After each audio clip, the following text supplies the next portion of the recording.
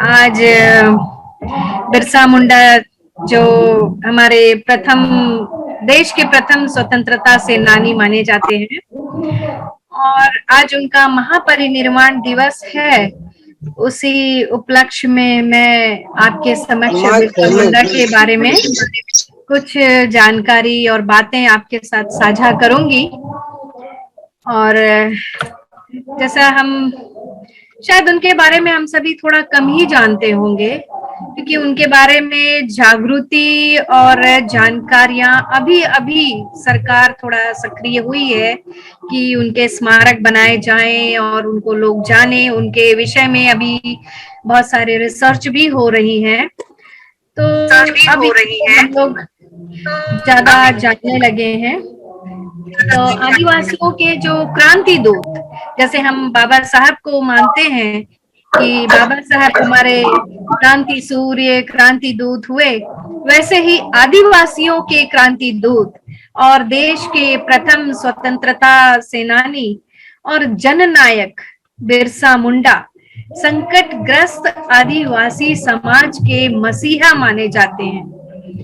और उनके जो आज महापरिनिर्वाण दिवस में परिहार सर ने जब सुबह ये बातें कही कि व्हाट्सएप के द्वारा कि आज बिरसा मुंडा के बारे में भी जानकारी अगर कोई दे सके, तो मुझे बड़ी उत्सुकता थी, क्योंकि मैं छत्तीसगढ़ से हूँ और बिरसा मुंडा के बारे में मैं खुद भी जानना चाहती थी। और इसी उत्सुकता में मैंने भी उनके बारे में काफी कुछ जाना, जो जानकारी आपके साथ साझा करूंगी। और उनके बारे में कवि हरिराम मीणा कहते हैं कि मैं केवल देह नहीं, ऐसा बिरसा मुंडा मानते थे कि मैं केवल देह नहीं, मैं इस जंगल का पुश्तैनी दावेदार हूँ।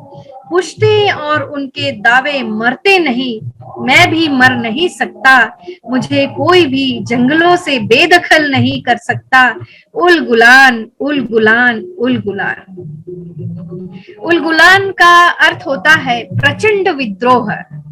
ये आदिवासी लोग जब प्रचंड विद्रोह करते हैं तो उसको वो अपनी भाषा में, अपनी बोली में उल गुलान कहते हैं। तो ये पंक्तियां आदिवासियों के हक और संघर्ष की एक दास्तां बयां करती है, जो औपनिवेशवादी अंग्रेज सरकार, साहूकार और जमींदारों की अमानवीय नीतियों पर कड़ा प्रहार करते हैं।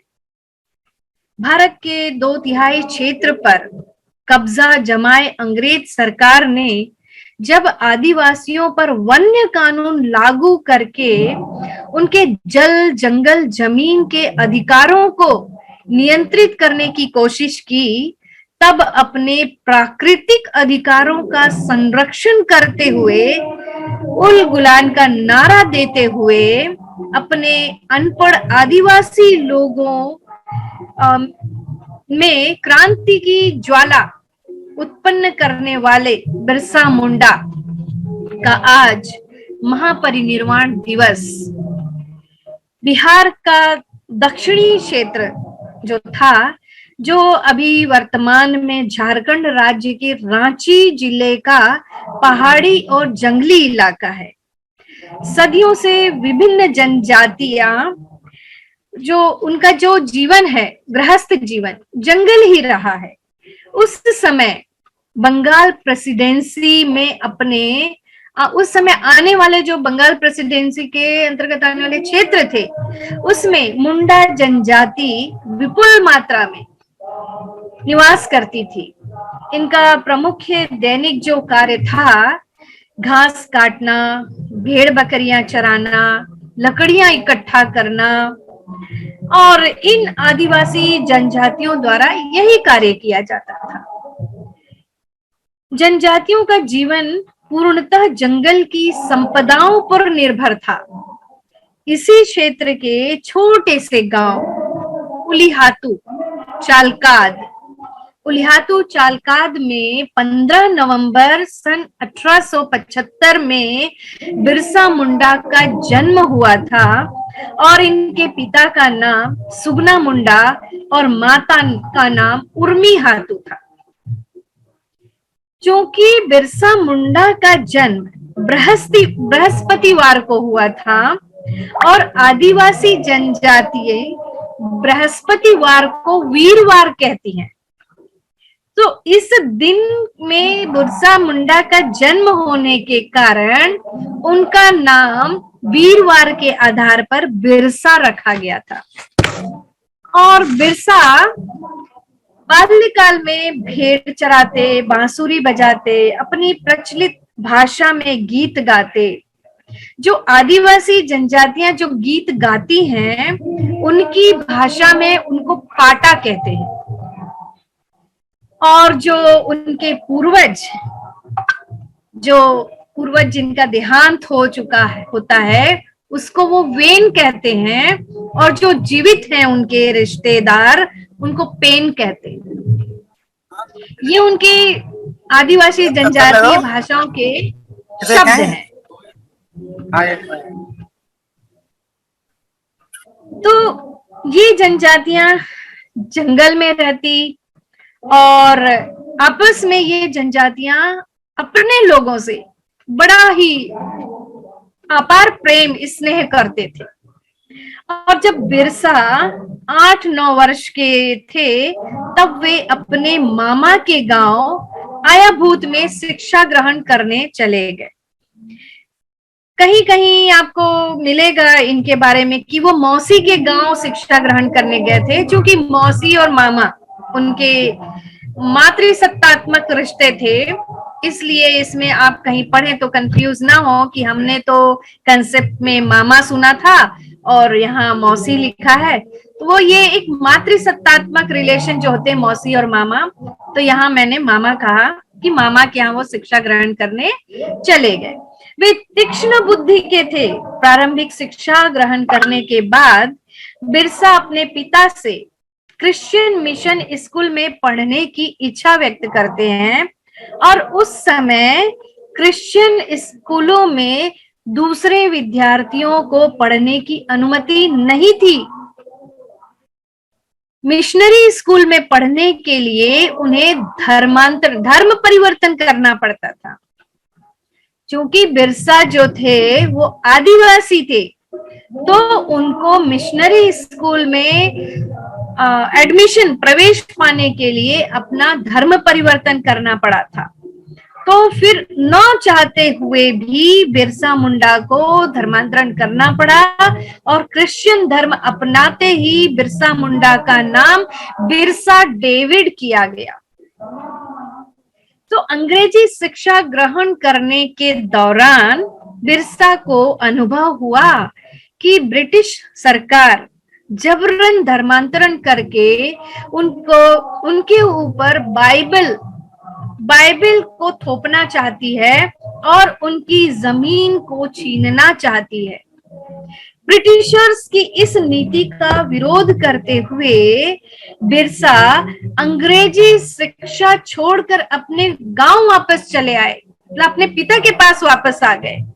इस दौरान अंग्रेजों ने इंडियन फॉरेस्ट एक्ट, जो कि 1882 में लागू हुआ, उसे पारित कर आदिवासियों को उनके जंगल के अधिकारों से बेदखल कर दिया, जिसके फलस्वरूप जंगल से सटे इलाके में अंग्रेज और उनके दलालों की आवाजाही काफी बढ़ गई। और ये अंग्रेजों ने लोकल जो हमारे देश के जमींदार थे, साहूकार थे, ये जमींदार और साहूकार लोग अंग्रेजों के दलाल थे। इन दलालों को बिरसा ने डीकू कहा। डीकू आदिवासी शब्द है, जनजातीय शब्द है, लेकिन डीकू का मतलब होता है डाकू। तो यहाँ ये हुआ कि उनके जो जंगल से सटे इलाकों में अंग्रेज और उनके दलालों की आवाजाही इतनी बढ़ गई कि कई क्षेत्र दलालों द्वारा हथिया लिए गए। वो हड़प लेते थे उनकी जमीन, और इन भोले भाले आदिवासियों के द्वारा जंगल की संपदा का इस्तेमाल करने पर विरोध किया जाने लगा। अपनी साझा पुरखों की संपत्ति का हरण होता देख बिरसा मुंडा बहुत व्यथित हो उठे और उन्होंने देखा उनकी आदिवासी जनजाति अंधश्रद्धा में भी काफी लिप्त हुई। इसी बात का फायदा उन्होंने लिया और लोगों को एकजुट करने के लिए उन्होंने एक तरकीब लगाई कि खुद को बिरसा मुंडा ने धरती आबा कहना शुरू किया। अर्थात धरती आबा का मतलब धरती का देवता हूं, ऐसा लोगों के समक्ष, जनजातीय लोगों के समक्ष वो कहने लगे। क्योंकि जनजातीय लोग इतने भोले भाले होते हैं कि यदि कोई उन्हें कह दे कि मैं ईश्वर का अवतार हूं या फिर ईश्वर के द्वारा भेजा गया दूत हूं, तो उसे ही ईश्वर रूप में बहुत पूजने लग जाते हैं और उनकी हर बातों को वे मानने लग जाते हैं। इतने अंधश्रद्धा में वो लिप्त रहते हैं आदिवासी लोग। ऐसी घोषणा करने के बाद मैं इस धरती का देवता हूं, ऐसा घोषणा करने के बाद बिरसा कहते हैं कि उन लोगों से ये भी कहते हैं बिरसा मुंडा आदिवासियों से कि मैं एक विलक्षण शक्ति हूं। ऐसे उन्होंने अपनी तारीफ में नहीं कहा था, क्योंकि वो लोगों को इस धारणा के साथ जोड़ना चाहते थे। तो लोगों को जोड़ने की उन्होंने ये तरकीब लगाई थी।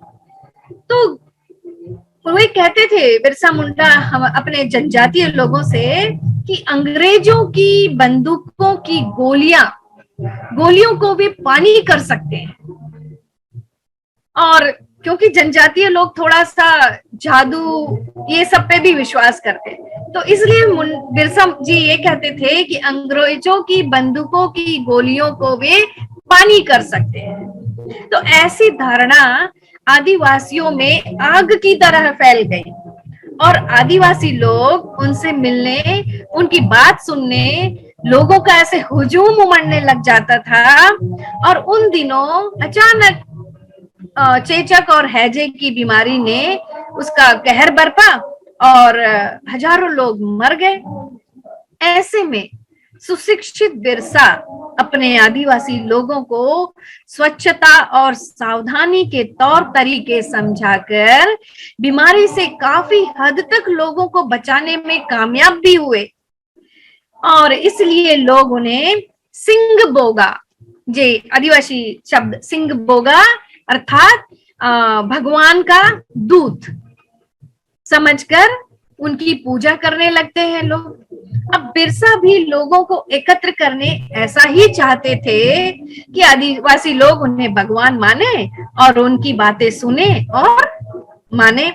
बिरसा ने धीरे धीरे आदिवासियों को साहूकारों की नीतियों से भी अवगत कराया कि ये साहूकार, ये जमींदार, ये हमारे जल जंगल जमीन पर अपना कब्जा करना चाहते हैं। तो ऐसे धीरे धीरे उन्होंने लोगों के दिमाग में ये बातें डाली और लोगों ने उनको अपना दूत मानकर मानना भी शुरू किया उनकी बातों को।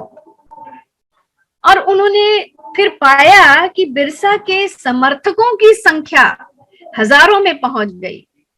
उन्होंने अपने अनुयायियों का एक दल भी बनाया और उस दल का नाम बिरसाइट रखा। उन्होंने एक सेना बना ली थी जो तीर और धनुष से युद्ध करते थे। और सन 1895 में 20 वर्ष की आयु में बिरसा ने अंग्रेजों की लागू की गई जमींदारी प्रथा और राजस्व व्यवस्था के खिलाफ लड़ाई के साथ साथ जंगल और जमीन की लड़ाई भी छेड़ी। बिरसा ने सूदखोर महाजनों के खिलाफ भी जंग का ऐलान किया। यह एक विद्रोह मात्र नहीं था, आदिवासी अस्मिता, स्वायत्ता और संस्कृति को बचाने के लिए एक संग्राम था। उलगुलान का तात्पर्य आसिम गुलान या प्रचंड विद्रोह। बिरसा ने कहा आबुआ दिशुम, आबुआ राज, अर्थात हमारा देश, हमारा राज का नारा दिया। देखते देखते छोटा नागपुर के सभी आदिवासी एकत्रित हो गए और उन्होंने अंग्रेजी सरकार की नींव उखाड़ने लगे। जमींदार सामंत लोग उल गुलान के भय से कांपने लगे। अंग्रेजी सरकार ने बिरसा के इस उलगुलान को दबाने की हर संभव कोशिश की, लेकिन आदिवासियों के गुरिल्ला युद्ध के सामने उनकी कुछ नहीं चली। बिरसा और उनके अनुयायियों ने उनके नाक में दम कर रखा था। यहाँ ये बताना चाहती हूँ कि किस तरह एकजुटता लोगों को परास्त कर सकती है। हमारे संघ में भी और हम में भी एकजुटता होगी तो हम परास्त कर सकते हैं। हम शासक थे तो हम भी शासक हो सकते हैं। यहाँ ये बातें बताने का अर्थ ये है। तो फिर आगे ब्रिटिशर्स की इनके सामने गुरिल्ला युद्ध के सामने कुछ नहीं चली, उनके नाक में दम कर रखा था। और सन 1899 के दिसंबर माह में बिरसा ने पूर्ण क्रांति की घोषणा करते हुए अंग्रेजों और दलालों के ऊपर प्रचंड आक्रमण कर दिया था। इस हमले में कई दलाल और अंग्रेज अधिकारी मौत के घाट उतार दिए गए थे। कई पुलिस कर्मियों को भी मार दिया गया था। उनकी संपत्ति को आग लगा देते थे। ये गुरिल्ला युद्ध के दौरान आदिवासी इतने खतरनाक और बहुत ही हिम्मत वाले। इस घटना से दलाल और अंग्रेज बिरसा के नाम से भी भयभीत हो उठे थे। अंग्रेजी सरकार बिरसा पर 500 रुपए का इनाम रखती है। और जब जनवरी 1900 में बिरसा डोमाड़ी पहाड़ी में अपनी जनसभा को संबोधित कर रहे थे, तो उस समय उन्हीं के समूह से किसी व्यक्ति ने अंग्रेज को खबर कर दी। यहाँ मैं उन्हीं के समूह के किसी व्यक्ति ने खबर कर दी इसलिए कह रही हूँ, जब जब आदिवासियों का युद्ध होगा या आदिवासी एकजुट होंगे तो विरोध करने जनजाति के लोग ही आएंगे। जब जब बहुजन तैयार होगा, एकजुट होने का प्रयास करेगा, तब तब हमारा विरोध करने एक बहुजन भाई ही आएगा। मतलब हमारे ही लोग हमें एकजुट होने में हर संभव प्रयास करेंगे कि हम एकजुट ना हो, जिसका उदाहरण हम हर बार देखते हैं। तो फिर उनके ही व्यक्ति ने खबर कर दी अंग्रेजों को, और फिर उसके बाद चारों तरफ से अंग्रेज सिपाहियों ने उन्हें घेर लिया। अब अंग्रेज और आदिवासियों के बीच भीषण संघर्ष होता रहा और बंदूक और तोप का सामना तीर और धनुष कब तक कर पाते। और औरतें और बच्चे समेत बहुत से लोग मारे गए। यहाँ मैं एक बात और कहना चाहूंगी, जब जब आदिवासियों ने क्रांति के लिए धनुष और धनुष तीरी होता था, तब तब महिलाओं ने भी अपनी भागीदारी उस युद्ध में सुनिश्चित की। उन्होंने भी युद्ध किया, महिलाएं पीछे नहीं रही।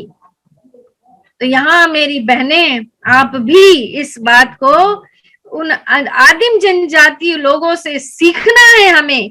हम एक मीटिंग में ज्वाइन नहीं कर पाते, वो युद्ध करने आती थी। उनकी कितनी अपनी इच्छा शक्ति कितनी प्रगाढ़ कि अपना स्वयं का युद्ध अपनी लड़ाई वे स्वयं लड़ती थी, क्योंकि सामंती लोग, साहूकार लोग, जमींदार लोग उनका बहुत शारीरिक शोषण भी करने का प्रयास करते थे और करते भी थे। तो अपनी अस्मिता की रक्षा वे स्वयं कर रही थी। यहाँ मैं आपको ये बताना चाह रही थी। और फिर अंत में स्वयं बिरसा भी 3 फरवरी 1900 को चक्रधरपुर में गिरफ्तार कर लिए जाते हैं और जल जंगल जमीन को प्राप्त करने निकला यह तूफान आखिरकार गिरफ्तार हो जाता है। और गिरफ्तारी के दौरान अंग्रेजी सरकार बिरसा पर काफी जुल्म करती है। कई अत्याचार सहने के बाद बिरसा को 9 जून 1900 को अंग्रेजों द्वारा स्लो पॉइजन दिया जाता है और वे वीर गति को प्राप्त हो जाते हैं।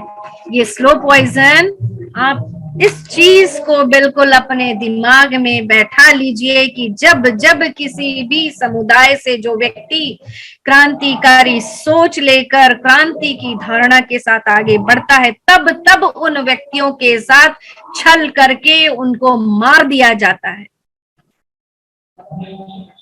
ये बिल्कुल फैक्ट है और मैं इसे बताना चाह रही हूं आज।